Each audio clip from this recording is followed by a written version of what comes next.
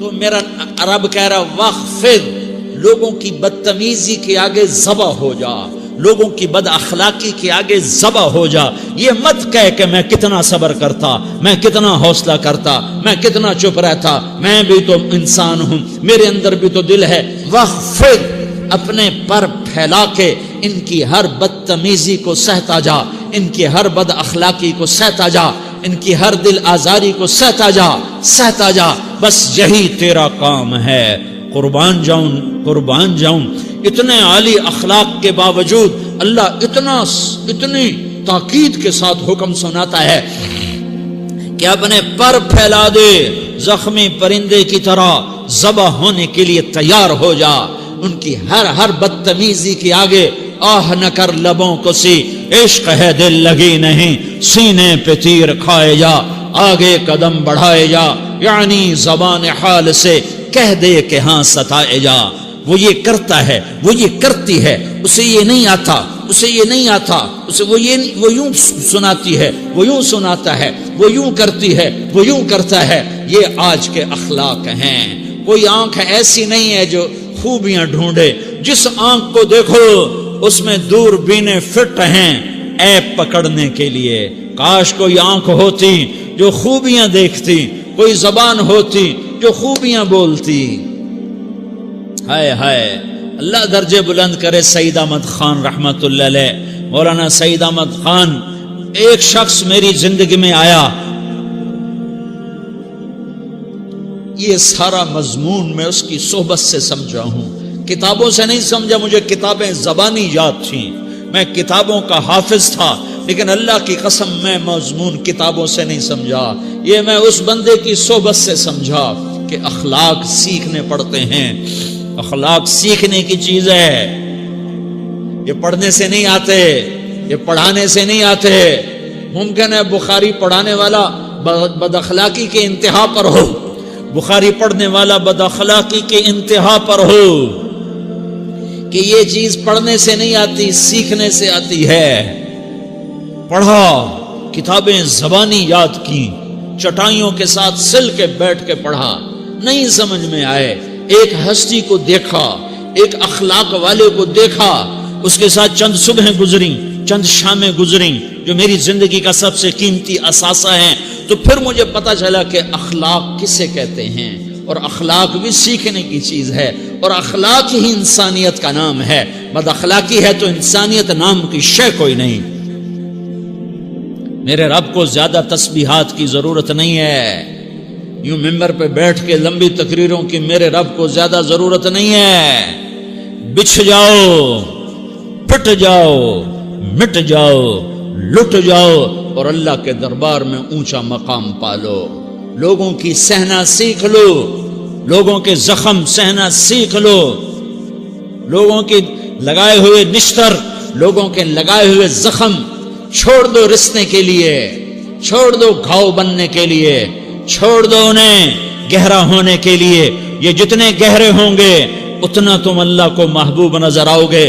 تو بچا بچا کے نہ رکھ اسے، تیرا آئینہ ہے وہ آئینہ کہ شکستہ ہو تو عزیز تر ہے نگاہ آئینہ ساز میں. اسے ٹوٹنے دو، اسے ٹوٹنے دو. توڑنے والوں کو کہہ دو آ جاؤ ادھر آ ستمگر، ہنر آزمائیں تو تیر آزما، ہم جگر آزمائیں. لوگوں کو بولنے دو، عورتوں کو بولنے دو، تم سنتی جاؤ اور سہتی جاؤ اور پیتی جاؤ اور اف نہ کرو اور آہ نہ کرو. تم وقت کی رابعہ بصری ہوگی، تم وقت کے جنید بغدادی ہوگے. بڑے بڑے مجاہدوں والے اور بڑے بڑے بڑے بڑے عبادات والے، بڑے بڑے عبادات کے قطب مینار، اللہ کی قسم تمہاری گرد نہیں چھو سکتے، تمہاری گرد کو نہیں پا سکتے. تمہیں پہنچنا تو کہاں ہے، تمہاری گرد کو بھی نہیں پہنچ سکتے ہیں. اگر تم اپنے اخلاق قابو کر لو، اپنی زبان پہ قابو کر لو، لوگوں کی دل آزاری پہ چپ رہنا سیکھ لو، لوگوں کی تکلیف پر چپ رہنا سیکھ لو، اور لوگوں کی بدتمیزی پر چپ رہنا سیکھ لو، اور برے سے اچھا بننا سیکھ لو، برے کے سامنے مسکرانا سیکھ لو، تانے سن کر بھی مسکرانا سیکھ لو، تو تمہیں زیادہ نفلوں کی ضرورت نہیں پڑے گی. تمہیں لمبی لمبی تہجد کی ضرورت نہیں پڑے گی. تم وہاں پہنچو گے جہاں کوئی نہ پہنچ سکے گا.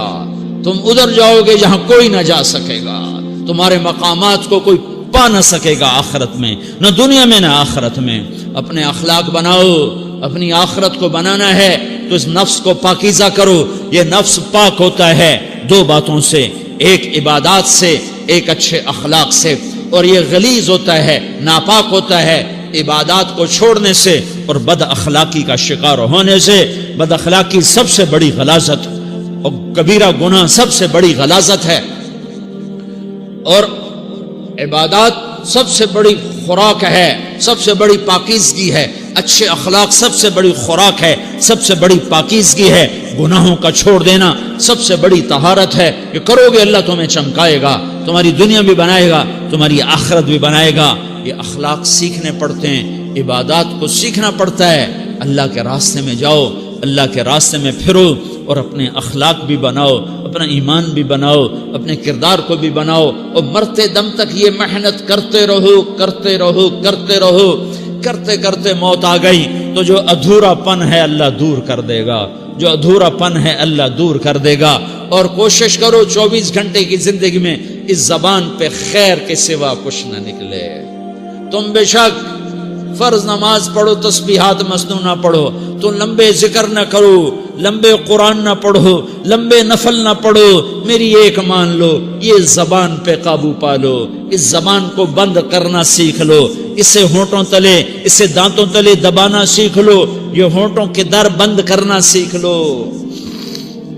یہ مدرسے کے طلبہ نظر آ رہے ہیں، ان کو شیطان کوئی دعوت دے گا شراب پیو، ان کو کوئی شیطان دعوت دے گا کہ جوا کھیلو، ان کو دعوت دے گا غیبت کرو، ان کو دعوت دے گا فلاں کی برائی کرو، ان کو دعوت دے گا اس کے عیب ڈھونڈو اور اس کو چسکے لے کر بیان کرو. یہ اس گناہ کی مار دیتا ہے، اس میں ایسی مار دیتا ہے کہ نمازیں صاف ہو جاتی ہیں، عبادات صاف ہو جاتی ہیں، علم صاف ہو جاتا ہے، تبلیغ صاف ہو جاتی ہے. ہمارے استاد مولانا زار شاہ صاحب رحمۃ اللہ علیہ ہمیں فرمایا کرتے تھے، جب وہ کبھی غیبت کی نفرت بٹھاتے تو فرمایا کرتے تھے تم سب سے زیادہ کمائی کرنے والا طبقہ ہو طلبۃ العلم، لیکن ایک بول بول کر ساری کمائی پہ پانی پھیر دیتے ہو. تو میرے بھائیوں چاہے دین والے ہو، چاہے دنیا والے ہو، مدرسے والے ہو، کالج والے ہو، ایک عبادت کو بناؤ، ایک اپنے اخلاق کو بناؤ تو اللہ تمہارے ساتھ ہے. دنیا بھی تمہاری ہے، آخرت بھی تمہاری ہے. اگر اللہ کو ساتھ نہ لیا اور اس نفس کو پاکیزہ نہ کیا تو یہ جہان بھی برباد ہے، اگلا بھی برباد ہے. اسے پاک کرنے کی نیت آج سے نیت کرو کہ اسے انشاءاللہ پاک کرنے کی کوشش کریں گے.